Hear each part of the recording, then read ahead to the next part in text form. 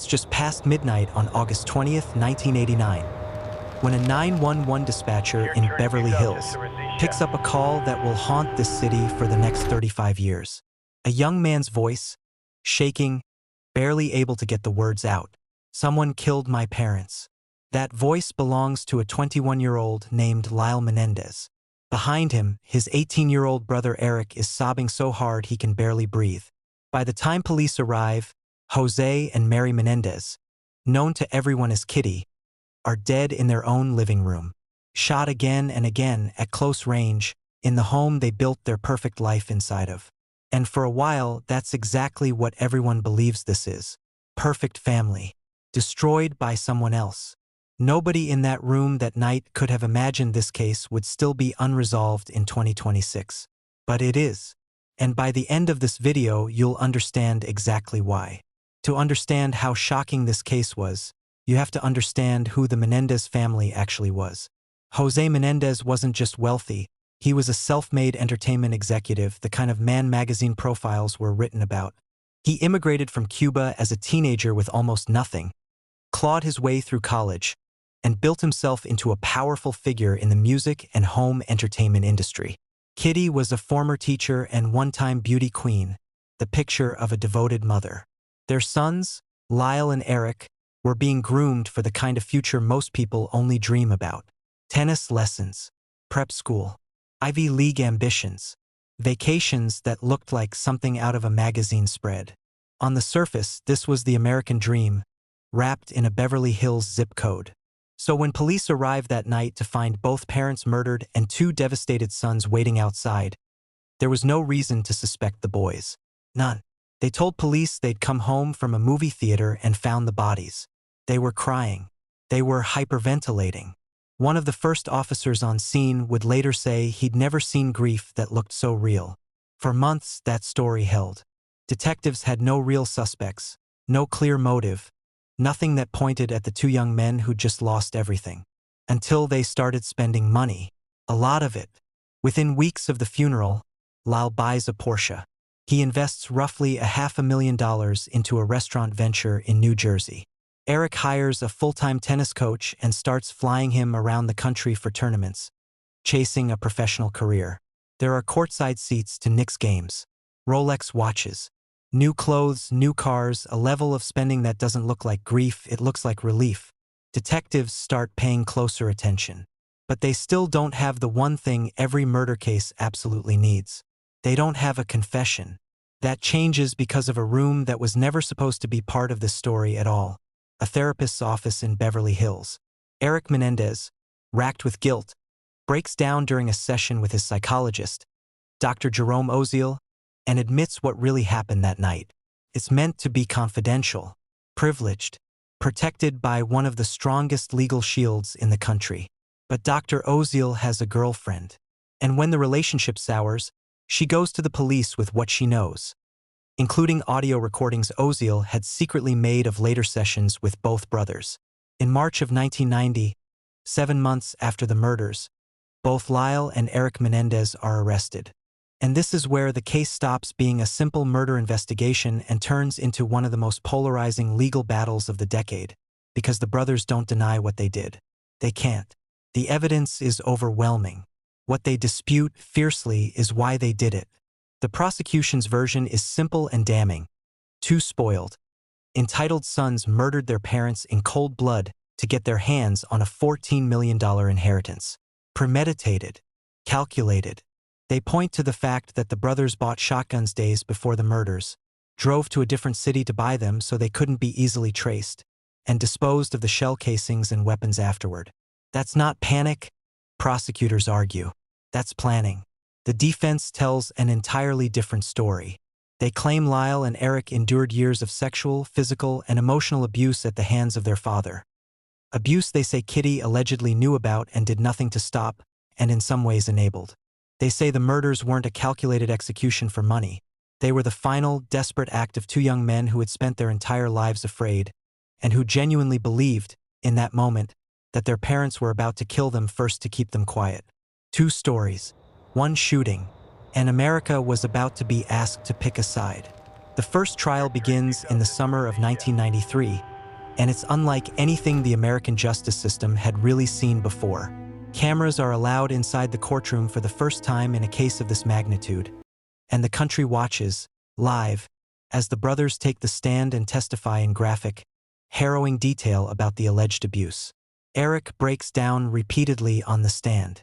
Lyle describes incidents he says he never told anyone about, not even his brother, until years later. It's raw. It's uncomfortable. Legal analysts on television debate whether the defense strategy is genius or manipulation. And in the jury room, it clearly works, at least partially.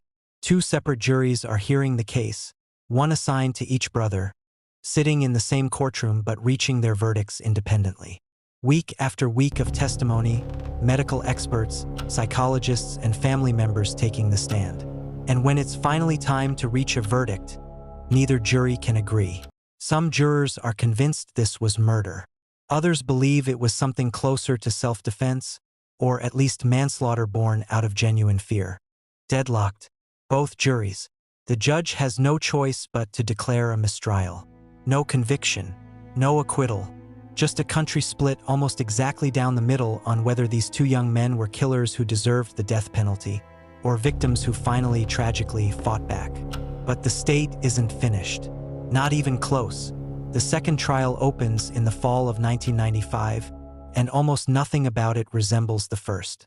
This time, prosecutors and the judge have learned from what happened before. The judge bans cameras from the courtroom entirely. No more live national broadcasts turning the trial into a cultural event. The abuse testimony that dominated headlines 2 years earlier is sharply restricted this time. Witnesses who could corroborate claims of abuse are limited. The defense isn't allowed to build the same emotional, sprawling case they did before. And instead of two separate juries, there's just one jury, hearing both brothers' fates together, side by side. No hung jury this time. The system makes sure of it. On March 20th, 1996, the verdict comes back. Guilty on both counts of first-degree murder. There's no ambiguity in the outcome this time, no split decision. Just a verdict. That July, Lyle and Eric Menendez are formally sentenced to life in prison, without the possibility of parole. Not just convicted, locked away with no legal path back to freedom, ever under the law as it existed that day. They're sent to separate correctional facilities, hundreds of miles apart. For the next 2 decades, the brothers who once sat side by side at the defense table, who leaned on each other through 2 trials, aren't even allowed to speak to one another. By every measure, this story was supposed to be over. A closed case. Permanent verdict. A chapter of Beverly Hills history filed away and largely forgotten by anyone outside true crime circles. It wasn't. Fast forward to 2023. More than a quarter century after that final verdict, something happens that nobody saw coming. A letter surfaces, one Eric had written to a cousin before the murders ever happened, describing what he says was ongoing abuse in his own words. At a time when he had absolutely no reason to lie about it for a courtroom he didn't yet know he'd ever stand in. Around the same time, a separate man, a former member of a boy band Jose Menendez had once managed, comes forward publicly with his own allegations against Jose, corroborating claims the defense made decades earlier that had never been independently confirmed. Then, in 2024, a dramatized Netflix series brings the entire case roaring back into the cultural conversation. Millions of people who weren't even alive during the original trials are suddenly watching, reading, arguing on social media, and a striking number of them are landing somewhere very different from where that 1996 jury landed. A generation raised with a very different understanding of trauma and abuse starts looking at the same facts and reaching a different conclusion. The pressure builds publicly and legally. Petitions circulate. Advocacy groups get involved. Family members who once stayed quiet start speaking out in support of the brothers. And in May of 2025, a Los Angeles judge does something almost nobody predicted. After a resentencing petition first filed back in 2023 finally makes its way through the courts. He resentences both brothers. Not to freedom, to 50 years to life. A sentence that, for the first time in over 30 years, actually makes them eligible to go in front of a parole board. Outside the courthouse, family members embrace. The brothers, appearing by video from prison, are seen smiling for the first time in decades of court footage. For a moment, it looks like this story might finally be heading towards some kind of ending. But eligible for parole and actually walking free are two very different things, and the next few months prove exactly how different. In August of 2025, Lyle and Eric go before the parole board for the very first time in their lives, 35 years after their arrest. The board reviews everything: their behavior in prison, a risk assessment, testimony, letters of support. And the board says no. Denied. A month later, a separate legal effort, a habeas corpus petition asking for an entirely new trial based on the new evidence that surfaced in 2023, is rejected by a judge as well. Two doors, both closed within weeks of each other. So here's where things actually stand right now. Both brothers remain in prison at the same California correctional facility. Their next opportunity to go in front of the parole board isn't scheduled until 2028. 3 more years of waiting for a case that's already spanned 35. The 18 and 21-year-olds who made that frantic 911 call in 1989 are now in their 50s. And the country still hasn't reached anything close to a consensus on what really happened inside that house, or what justice should actually look like for two men who have never denied pulling the trigger, only debated why. We started tonight with a phone call, a panicked voice, a family destroyed, a case that seemed impossible to untangle from the very first night. 35 years later, that same case is still open in every way that matters. Still splitting opinion at dinner tables and comment sections. Still waiting on a final answer that may not come for years yet. So I'll leave the verdict to you.